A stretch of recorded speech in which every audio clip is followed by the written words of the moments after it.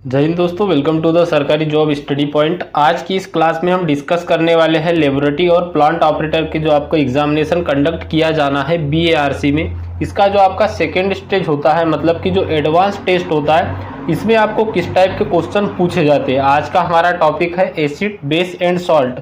तो पहले हम थोड़ा सा ब्रीफ जानकारी ले लेते हैं इसके बारे में, इसके बाद आगे हम इसके क्वेश्चन डिस्कस करेंगे ताकि आपको सटीक तरीके से इसके आंसर याद हो जाए और इसी के साथ में आप इसको समझ सको कि क्या होता है, सॉल्ट की क्रियाएं क्या होती है, इसके गुण क्या होते हैं, उपयोग क्या होता है, किस टाइप के क्वेश्चन आपको यहाँ से बन सकते हैं और कैसे आपको इससे रिलेटेड क्वेश्चन पढ़ना है। तो सारी चीज़ों को डिटेल में समझेंगे। अगर आप लेबोरेटरी, लैब अटेंडेंट या प्लांट ऑपरेटर इन दो पोस्ट की तैयारी कर रहे हो, बीएआरसी हो या एनपीसीआईएल हो, उसके लिए आपकी क्लास इंपॉर्टेंट रहने वाली है। वीडियो अच्छा लगता है, क्लास अच्छी लगती है, हेल्पफुल लगती है तो वीडियो को लाइक कीजिएगा, साथ ही साथ कमेंट बॉक्स में अपनी राय जरूर दीजिएगा। तो चलिए आज की क्लास को स्टार्ट करते हैं बिना देरी किए। वीडियो अगर आपको अच्छा लगता है तो लाइक कीजिए, साथ ही साथ अगर आप चैनल से नए जुड़े हो चैनल को सब्सक्राइब करके बेल आइकन को ऑन जरूर कीजिएगा। आज की क्लास में हम देखेंगे एसिड, बेस और सॉल्ट, इसके कुछ गुण क्या क्या होते हैं, इसके बारे में जो थेरीज दी थी क्या क्या दी थी, किसके बारे में इसको क्या क्या कहा गया है, सारी चीज़ों को समझेंगे। इसके जस्ट बाद हम इसके रिलेटेड जो भी क्वेश्चन आंसर आपके बनते हैं, सारे क्वेश्चन हम इसमें इंक्लूड किए गए, तो वो क्वेश्चन को भी हम इसमें सॉल्व करेंगे। तो वीडियो के साथ एंड तक बने रहिएगा। देखिए यहाँ पर आप देख सकते हो, सबसे पहले हम देख लेते हैं अम्ल की परिभाषा। एसिड जो होता है इसको आर्हेनियस और रॉबर्ट बायल दोनों ने इसकी थ्योरी जो दी अलग अलग दी थी। कैसे कि रॉबर्ट बायल के अनुसार अम्ल स्वाद में खट्टा होता है, यह नीला लिटमस को लाल कर देता है और क्षार के साथ मिलकर लवण तथा जल बनाता है। इसी के साथ साथ आर्हेनियंस ने क्या कहा था कि अम्ल एक ऐसा यौगिक है जो जल में घुलकर हाइड्रोजन आयन देता है। तो इससे आपको क्या समझ में आया कि जो रॉबर्ट बायल और आर्हेनियस की थ्योरी थी यह दोनों अलग अलग थी, लेकिन यहाँ पर जो पूछा जाता है क्वेश्चन वो क्या पूछा जाता है कि किस किस ने अम्ल की परिभाषाएं दी थी। तो आपको दोनों नाम याद रखना है, एक तो आपका आ जाएगा रॉबर्ट बायल, दूसरा आ जाएगा आपका आर्हेनियंस। अब बात करें हम अम्लों के बारे में और डिटेल देखें कि अम्ल क्या है। तो देखिए अम्ल आपको पता ही होगा स्वाद में खट्टे होते हैं और इसी के साथ में अम्लों के कुछ गुण भी हम देखेंगे, जैसे कि जिस अम्ल में हाइड्रोजन तथा ऑक्सीजन दोनों के परमाणु उपस्थित हो उसे ऑक्सी अम्ल कहा जाता है। ऑक्सी अम्ल के अंतर्गत क्या क्या आ जाता है, जैसे कि सल्फ्यूरिक एसिड और नाइट्रिक एसिड। यहाँ पर आप देख सकते हो, यहाँ पर जो भी अम्ल है उसके यहाँ पर नाम दिए गए हैं। अब हम देख लेते हैं इसके बारे में आगे। यह पीडीएफ मैं आपको टेलीग्राम में शेयर कर दूंगा, टेलीग्राम की लिंक आपको डिस्क्रिप्शन में मिलेगी, वहां से आप इसको डाउनलोड भी कर पाओगे। देखिए यहाँ से आपको एक क्वेश्चन बनता है कि कौन से इसमें अम्ल पाया जाता है। जैसे कि बात करें हम विनेगर की, सिरका की, इसमें कौन सा अम्ल पाया जाता है, एसिटिक अम्ल पाया जाता है। तो क्वेश्चन आपसे बनेगा कि एसिटिक अम्ल किस में पाया जाता है, तो आंसर आपका देख सकते हो आप। इसी के बाद में बेंजोइक अम्ल की बात करें तो बेंजोइक अम्ल कहाँ पाया जाता है, तो देखिए कैनबेरी हो गया, प्लून या प्लम, इसमें बेंजोइक अम्ल पाया जाता है। इसी के साथ में ब्यूटेरिक अम्ल की बात करें तो मक्खन का अपघटन जो होता है, जो बटर होता है इसका अपघटन होता है, इसमें भी ब्यूटेरिक अम्ल पाया जाता है। साइट्रिक एसिड की बात करें तो यह कहाँ पाया जाता है, तो यह पाया जाता है आपके खट्टे फलों में, जैसे कि लेमन, नींबू हो गया, ऑरेंज हो गया। लैक्टिक अम्ल की बात करें तो दूध में पाया जाता है। मेलिक अम्ल आपका एप्पल में पाया जाता है, मतलब कि सेब में। इसी के साथ में अगर बात करें ऑक्जेलिक एसिड की तो यह कोका जो होता है आपका, कोको और कॉपर होता है, टी होता है, इसमें पाया जाता है, मतलब चाय में, यह कह सकते हो आप। काली मिर्च में पाया जाता है, कोक में पाया जाता है, ध्यान में रखिएगा। अगला अम्ल आपका है टेनिक अम्ल, यह काय में पाया जाता है, तो यह चाय में पाया जाता है। इसी के बाद में बात करें अगर टार्टरिक अम्ल की तो यह अंगूर, अनानास, आलू और गाजर, इसमें पाया जाता है। तो अम्लों के बारे में अगर क्वेश्चन बनता है कौन सा अम्ल कहाँ पाया जाता है तो ध्यान में रखिएगा। आगे बात करें ऑक्जेलिक अम्ल का प्रयोग कपड़ों से जंक के धब्बे हटाने तथा फोटोग्राफी में किया जाता है। क्वेश्चन अगर बनता है कि फोटोग्राफी में किस एसिड का यूज किया जाता है तो ऑक्जेलिक अम्ल का किया जाता है। अगला पॉइंट समझिए कि H2SO4 एवं HNO3 का प्रयोग विस्फोटकों, उर्वरकों तथा दवाओं को बनाने के लिए और लोहे को साफ करने के लिए भी होता है। सोना एवं चांदी के शुद्धिकरण में नाइट्रिक अम्ल का उपयोग किया जाता है। खाना पचाने के लिए HCl अम्ल का प्रयोग किया जाता है। अब हम देख लेते हैं ऐसे अम्ल जो ऑर्गेनिक अम्ल कहलाते हैं या जिसको हम खनिज अम्ल कह सकते हैं। तो खनिज अम्ल कौन से अम्ल होते हैं, वे अम्ल जिन्हें खनिजों से तैयार किया जाता है मिनरल एसिड या खनिज अम्ल कहलाते हैं। इन्हीं को हम ऑर्गेनिक अम्ल भी कहते हैं। क्वेश्चन अगर बनता है ऑर्गेनिक अम्ल किसे कहते हैं, तो खनिज अम्ल को ही कहा जाता है। अब देख लेते हैं प्रॉपर्टीज ऑफ एसिड, अम्ल के गुण क्या क्या होता है। तो देखिए सबसे पहला गुण तो अम्ल का यही होगा कि अम्ल स्वाद में खट्टा होता है। इसी के साथ में जो ब्लू लिटमस पेपर होता है इसको एसिड रेड कर देता है, लाल कर देता है। एसिड का यहाँ पर आप देख सकते हो डिल्यूशन का एक ऊष्माक्षेपी प्रक्रिया है, और एसिड का पानी का घोल जो होता है बिजली का सुचालक होता है।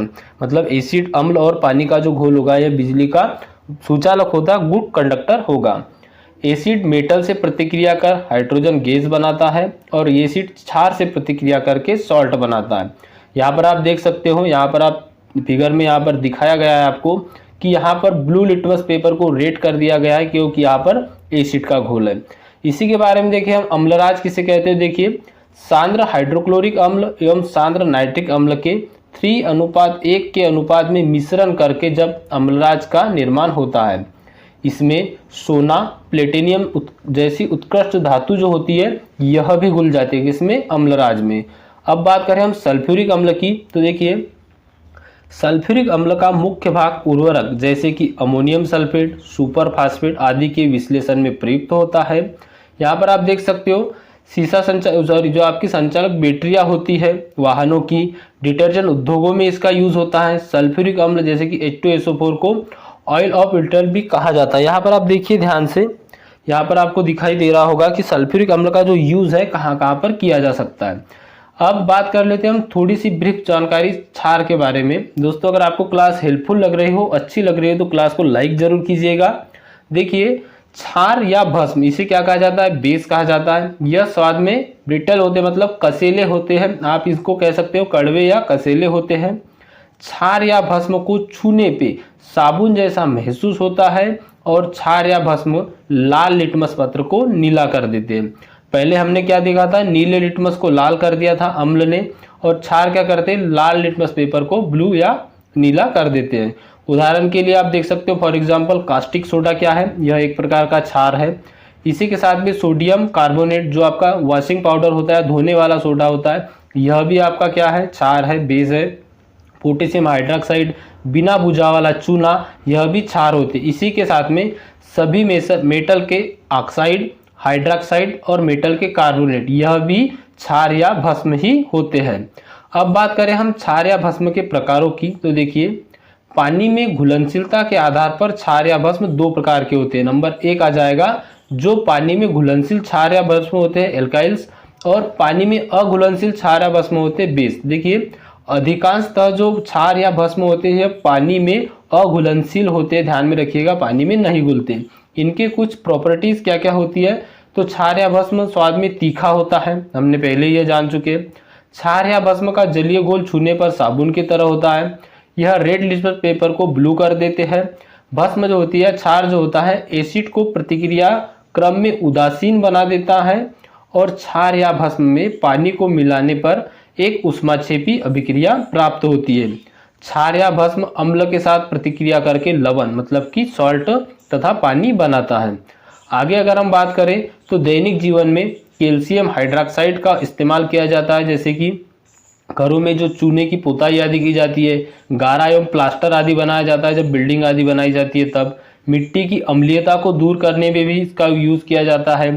ब्लीचिंग पाउडर बनाने में यूज होता है। जल को मृदु बनाने में तथा जो जल होता है इसको जलने पर मरहम पट्टी तथा करने में यूज किया जाता है। मतलब जो क्षार होता है यह पानी को मृदु बनाने में, इसी के साथ साथ जब किसी कारणवश कोई घाव जल जाता है तो उसमें मरहम पट्टी करने में भी इसका यूज किया जाता है। बात करें कास्टिक सोडा की, NaOH इसका फॉर्मूला होता है, को साबुन बनाने में, पेट्रोलियम साफ करने में, कपड़ा एवं कागज बनाने में यूज किया जाता है। खाली चूना जिसको कि CO कहा जाता है का मकान बनाने में, जैसे कि गारे के रूप में, सीसा तथा ब्लीचिंग पाउडर बनाने में यूज किया जाता है। पेट की अम्लीयता दूर करने में मिल्क ऑफ मैग्नीशिया या मैग्नीशियम हाइड्रोक्साइड का प्रयोग किया जाता है, यह भी क्या है, एक प्रकार का क्षार है।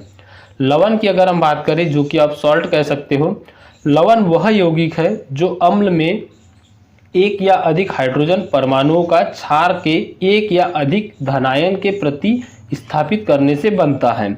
अर्थात अम्ल एवं भस्म की प्रतिक्रिया के फलस्वरूप लवण बनता है, मतलब कि एसिड और बेस की प्रतिक्रिया से सॉल्ट बनता है। इसमें लवण के अलावा जल का भी निर्माण हो सकता है। अब इनके उपयोग देख लेते हैं सॉल्ट के। तो देखिए, खाने का सोडा या बेकिंग पाउडर या सोडियम बाइकार्बोनेट का बेकिंग पाउडर के रूप में पेट की अम्लीयता को दूर करने में और अग्निशामक में इसका यूज किया जाता है। इसी के साथ में साधारण नमक अर्थात सोडियम क्लोराइड को खाने के तौर पे, अचार के परीक्षण में, मांस एवं मछली के संरक्षण में उपयोग किया जाता है। कास्टिक सोडा या सोडियम जो आपका हाइड्रोक्साइड होता है, इसको अपमार्जक का चूर्ण बनाने में भी यूज किया जाता है। धोवन सोडा या सोडियम कार्बोनेट Na2CO3 का उपयोग कपड़े धोने के लिए यूज किया जाता है। देखिए, सोडियम कार्बोनेट और सोडियम बाइकार्बोनेट, इसके बारे में अधिकतर क्वेश्चन बनता है, ध्यान में रखिएगा। सोडियम बाइकार्बोनेट में यहाँ पर H होता है, सोडियम कार्बोनेट में H नहीं होता। अगर कभी भी इसका फॉर्मूला पूछ लिया जाए तो ध्यान में रखिएगा। अगली बात करें हम पोटेशियम नाइट्रेट या सोरा, KNO3 इसका फॉर्मूला होता है, को बारूद बनाने में उर्वरक के रूप में उपयोग किया जाता है। पोटेशियम नाइट्रेट को साल्ट पीटर भी कहा जाता है। क्वेश्चन अगर बनता है कि साल्ट पीटर किसे कहा जाता है, तो पोटेशियम नाइट्रेट को साल्ट पीटर कहा जाता है। और कॉपर सल्फेट का उपयोग विद्युत लेपन एवं रंग की छपाई में किया जाता है। अब बात कर लेते हैं हम, इसको मेजर किया जाता है पीएच स्केल से, मतलब यह अम्ल है या क्षार है, कोई भी पदार्थ हो गया, तो इसके लिए पीएच स्केल के बारे में जानना जरूरी है। किसी विलयन में उपस्थित H+ आयन, मतलब कि H धनायन की सांद्रता ज्ञात करने के लिए एक स्केल विकसित किया गया, जिसको कि हम पीएच स्केल के नाम से जानते हैं। अब इसके बारे में और डिटेल में अगर जाए तो यहाँ पर देखिए, पीएच में पी का मतलब होता है पुंसास, जो एक जर्मन शब्द है जिसका अर्थ होता है शक्ति अगर। अब बात कर लेते हैं पीएच मान को। तो देखिए, जो 7 होता है यह होता है उदासीन। अधिकतर जल का मान क्या होता है, 7 होता है। अम्लीयता कैसी होगी, अगर 7 से कम होता जाएगा किसी भी पदार्थ का मान तो वह अम्लीयता होगा, मतलब कि एसिड बेस होगा। और अगर यह 7 से प्लस होते जाएगा, अधिक होते जाएगा, तो वहाँ क्षारीयता आएगी। जो पीएच स्केल होती है 0 से 14 तक के नंबरों में पाई जाती है। अब इसके बारे में हम और बात करें कि जो आपकी अम्लीयता या क्षारीयता ज्ञात करने में, तो इसके लिए इंडिकेटर का भी उपयोग किया जाता है। यह प्राकृतिक और मानव निर्मित दोनों होते हैं। अगर हम प्राकृतिक सूचक की बात कर ले, जो कि नेचुरल इंडिकेटर होते हैं, मतलब यहाँ पर जो आपको अम्लीयता और क्षारीयता का पता करने के लिए जिनको यूज किया जाता है, इसके अंतर्गत आ जाता है आपका लिटमस, लाल पत्ता गोभी, हल्दी, प्याज, वेनिला, लौंग आदि। यह क्या होते हैं, प्राकृतिक सूचक होते हैं या नेचुरल इंडिकेटर होते हैं। ध्यान में रखिएगा, क्वेश्चन यहाँ से बनता है। अब बात करें हम लिटमस की। तो देखिए, लिटमस क्या है। लिटमस एक प्राकृतिक सूचक है, यह पानी में घुलनशील होता है। लिटमस एक प्रकार का रंग है जिसे लाइकेन से प्राप्त किया जाता है। लाइकेन फंगस तथा काई का संयुक्त रूप है जिसका आपस में सहजीवी संबंध होता है। लिटमस की ही अगर हम बात कर ले तो छन्ना पत्र या सोख्ता पत्र को लिटमस के अर्क में डुबोकर लिटमस पेपर तैयार किया जाता है। लिटमस मूल रूप से बैंगनी रंग का होता है, जिसको हम आम बोलचाल की भाषा में लाल रंग कह देते हैं। लिटमस पेपर का उपयोग प्रयोगशाला में अम्ल तथा क्षार की पहचान के लिए किया जाता है।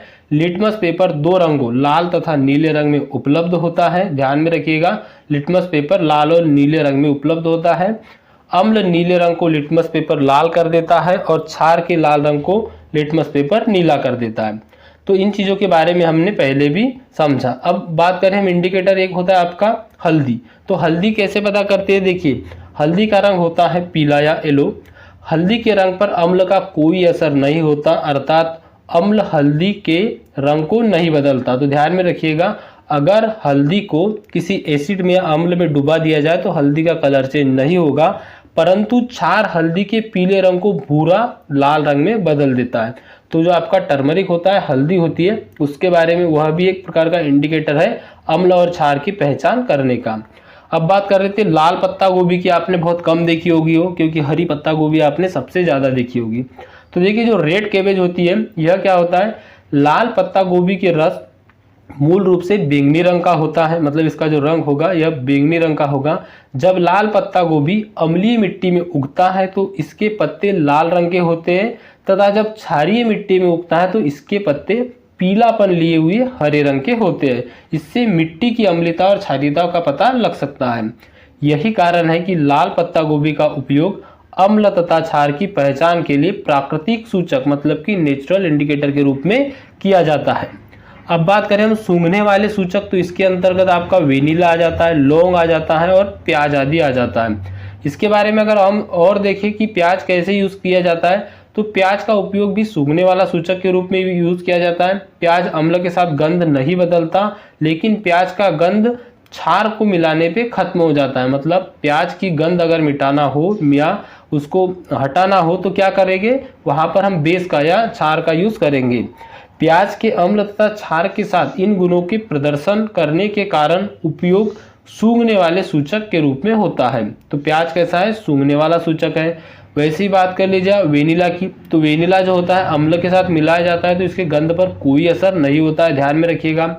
लौंग की अगर बात की जाए तो लौंग को जब अम्ल के साथ मिलाया जाता है तो इसके गंध पर भी कोई असर नहीं होता है, लेकिन लौंग को जब क्षार में मिलाया जाता है तो इसकी गंध खत्म हो जाती है।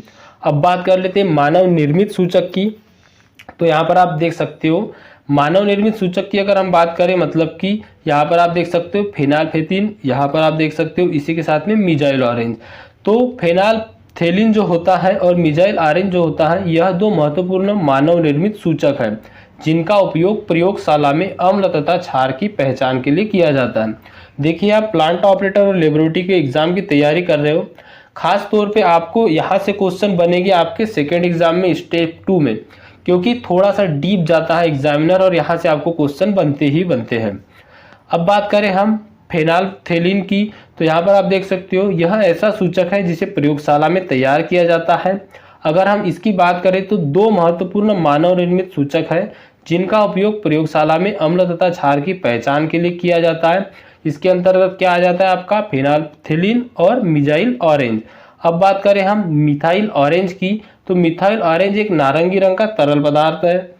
मिथाइल ऑरेंज का रंग क्षार के साथ मिलाने पे पीला हो जाता है और इसी के साथ अम्ल के साथ अगर मिलाएंगे तो लाल हो जाता है, ध्यान में रखिएगा यह सूचक है। अब बात कर लेते हैं हम कुछ क्वेश्चन और आंसर जो यहाँ से आपको बन सकते हैं। इंपॉर्टेंट रहेगी पूरी क्लास आपके लिए। अभी तक आपने अम्ल, क्षार और लवण के बारे में समझा, अब इससे जो क्वेश्चन बन सकते हैं वह आपके लिए इंपॉर्टेंट होते हैं। दोस्तों क्वेश्चनों को करने से पहले मैं आपको एक चीज बता दूं, यहाँ पर जो आप स्क्रीन पर बुक दिखाई दे रही है इसमें आपका प्लांट ऑपरेटर और लेबोरेटरी का पूरा कंप्लीट कोर्स करवाया गया है। मतलब आपका प्री और मेंस दोनों एग्जाम इससे कवर अप हो जाएंगे। यहाँ तक कि इसमें आपको साइंस, स्टैटिक जीके, मैथ्स इसको भी कवर अप किया गया है, ताकि आपको प्री एग्जाम और मेंस एग्जाम मतलब कि आपका जो प्रिलिमिनरी टेस्ट होगा और एडवांस टेस्ट होगा दोनों के लिए इंपॉर्टेंट रहे। इसी के साथ में इसमें कुछ क्वेश्चन ऐसे इंक्लूड किए गए हैं, आप यहाँ पर देख सकते हो सब कुछ मेंशन किया गया है कि इसमें आपको क्या क्या मिलेगा।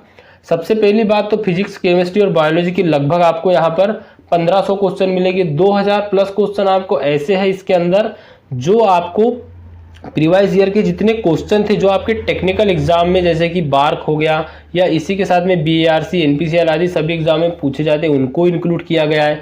इसी के साथ में यहाँ पे 1000 क्वेश्चन आपको स्टैटिक जीके के मिलेंगे, क्योंकि आप सभी जानते हो कि फर्स्ट एग्जाम में आपको 10 अंक क्वेश्चन जो आएंगे वो स्टैटिक जीके के आएंगे। इसी के साथ में अगर आप प्रैक्टिस करना चाहते हो क्वेश्चन की तो एमसीक्यू पे आधार पे यहाँ पर लगभग आपको 1500 प्लस क्वेश्चन मिलेंगे और यहाँ पर मैथ्स के सारे इंपॉर्टेंट टॉपिक को भी इंक्लूड किया गया है। प्राइस की बात करें काफ़ी कम प्राइस रखा है इसका हमने, आप यहाँ पर देख सकते हो। इसको बॉय कैसे करना है तो इसके लिए आपको डिस्क्रिप्शन बॉक्स में लिंक मिल जाएगी। यहाँ पर मैं एक चीज़ आपको श्योरिटी के साथ बता दूँ कि अगर आप प्लांट ऑपरेटर और लेबोरेटरी की तैयारी कर रहे हो तो आपके लिए यह बुक बेस्ट रहने वाली है। इसमें आपके एग्जाम ओरिएंटेड सारे क्वेश्चनों को इंक्लूड किया गया है, चाहे वो फिजिक्स से आए, केमिस्ट्री से आए, बायोलॉजी से आए या इसी के साथ में आपके सेकेंड एग्जाम में मैथ्स आए और इसी के साथ में अगर केमिस्ट्री, बायोलॉजी है, सभी को यहाँ पर इंक्लूड किया गया है। इसी के आधार पे इसके प्रैक्टिस के लिए भी आपको यहाँ पर क्वेश्चन मिल जाएंगे, जिसमें आपको मैथ्स भी मिलेगा, फिजिक्स भी मिलेगा, केमिस्ट्री भी मिलेगी। बात करें स्टैटिक जीके की तो स्टैटिक जीके वाला पोर्शन आपको यहाँ पर टोटली वन लाइनर फॉर्म में मिलने वाला है। तो अगर आप इसको बॉय करना चाहते हो, अपनी तैयारी को एक बेहतरीन दिशा में ले जाना चाहते हो तो आप डिस्क्रिप्शन बॉक्स में इसकी लिंक मिल जाएगी, वहां से इसको डाउनलोड कर सकते हो। जैसे आप इसको इसका पेमेंट करोगे या डायरेक्ट आपके मेल पे जाएगा, मेल पे ओपन हो जाएगा, वहां से आप इस कोर्स को कंप्लीट कर पाओगे और यह हमेशा आपके मेल पे बना रहेगा। बात करें कंटेंट की, तो आपके एग्जाम ओरिएंटेड सारे कंटेंट इसमें आपको मिलेंगे, हर लेवल के क्वेश्चन मिलेंगे। मतलब जो आपका फर्स्ट एग्जाम होगा उसमें जो आपको साइंस आदि पूछा जाता है वह उतना टफ नहीं पूछा जाएगा, लेकिन जैसे ही आप एडवांस टेस्ट देने जाओगे तब आपका लेवल बढ़ जाएगा। तो वैसे भी क्वेश्चन आपको इसमें देखने को मिलेंगे ताकि आपके क्वेश्चनों यहाँ से बाहर न जा सके। बात करें हम इसमें स्टैटिक जीके की, तो वो भी इसमें इंक्लूड किया गया है। साइंस तो आपका पूरा कवर हो ही जाएगा, प्री और मेंस का प्रीवाइज ईयर के क्वेश्चन भी मिल जाएंगे, इसी के साथ साथ मैथ्स के भी सारे टॉपिक वाइज क्वेश्चन है इसमें और विथ इसके आंसर भी इसमें सबमिट किए गए हैं। तो अगर आप इसको बॉय करना चाहते हो खास तौर पे प्लांट ऑपरेटर और लेबोरेटरी के लिए, अगर आप अदर पोस्ट पे अप्लाई किया है तो आपके लिए एक नॉर्मल साइंस की बुक पहले से ही अवेलेबल की है और कई स्टूडेंट ने उसको लिया भी है, आप उसको ले सकते हो, उसका कीमत बहुत कम है। अगर हम बात करें इसकी, तो इसमें पूरा कंप्लीट कोर्स करवाया गया है और यह सही रहेगी सिर्फ प्लांट ऑपरेटर और लेबोरेटरी के स्टूडेंट के लिए। तो चलिए क्वेश्चनों को स्टार्ट करते हैं। सबसे पहला क्वेश्चन देखिए आप दोस्तों, अगर आपने वीडियो को अभी तक लाइक नहीं किया है तो वीडियो को प्लीज लाइक कर दीजिएगा, साथ ही साथ कमेंट बॉक्स में अपनी राय जरूर दीजिएगा। देखिए पहला क्वेश्चन है आपका कि बैटरियों में इस्तेमाल होने वाला अम्ल कौन सा होता है। आपको पता होगा जो बैटरियां होती है इसमें कौन सा अम्ल इस्तेमाल किया जाता है, तो इसमें किया जाता है आपका सल्फ्यूरिक अम्ल। ऑप्शन नंबर सी यहाँ पे आपका करेक्ट आंसर हो जाएगा। नेक्स्ट क्वेश्चन है, सिरका की प्रकृति अम्लीय है क्योंकि इसमें होता है। तो सिरका की प्रकृति अम्लीय क्यों होती है? क्योंकि सिरका में एसिटिक अम्ल होता है, एसिटिक एसिड होता है। नेक्स्ट क्वेश्चन है, कपड़े धोने वाला सोडा क्या है? तो हमने अभी डिस्कस किया था कपड़े धोने वाला सोडा क्या है, तो कपड़े धोने वाला सोडा है सोडियम कार्बोनेट या जल योजित सोडियम कार्बोनेट।